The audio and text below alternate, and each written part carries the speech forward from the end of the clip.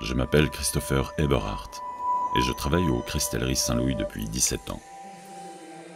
Ma journée commence par la réception des pièces brutes et des plans qu'il faut respecter pour la réalisation de la taille.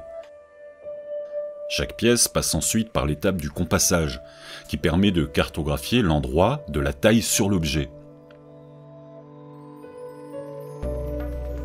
Il existe différents CAP dans le secteur du verre, mais il n'est pas nécessaire d'avoir fait des études dans le cristal pour devenir tailleur. Avant de me lancer dans cette profession, j'avais commencé des études en pâtisserie, mais j'ai très vite compris que cela ne me convenait pas. J'ai finalement appris à devenir tailleur, en m'exerçant et en pratiquant au quotidien au sein de la manufacture. Lors de ma première journée aux Cristalleries Saint-Louis, je ne parvenais pas à imaginer ce que représentait l'acte de tailler. Je pensais, comme tout le monde, à tort, que les employés taillaient avec un stylet. Finalement, j'ai découvert que le geste du tailleur consistait à venir placer la pièce sur une machine, équipée d'une meule en rotation.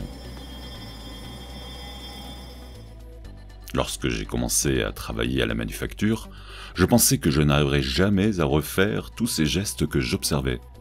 Et aujourd'hui, je suis meilleur ouvrier de France. Me présenter au concours était un moyen pour moi de me dépasser et de montrer le savoir-faire que j'avais acquis au sein des cristalleries.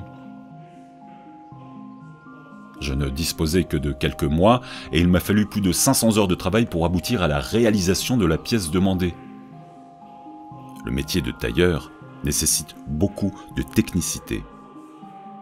Il existe d'ailleurs différentes manières de tailler, en étoile, en amande, en diamant. Ce que j'aime dans ce métier, c'est que ce n'est pas comme à l'usine où il faut tout simplement appuyer sur un bouton où tout est automatisé. Ici, on démarre avec une pièce brute, sur laquelle il n'y a pas grand-chose, et puis lorsque je vois la manière dont j'arrive à transformer cette pièce, je ressens une forme de fierté. Ce n'est qu'après le travail de taille que l'on peut voir, par exemple, les différentes couches de couleurs qui ont pu être utilisées dans les ateliers du Chaux. Ce qui me passionne, c'est d'exercer un métier manuel dans lequel on peut créer et réaliser toutes sortes d'ouvrages, métamorphoser un objet simple et lisse en un objet complexe et sublime.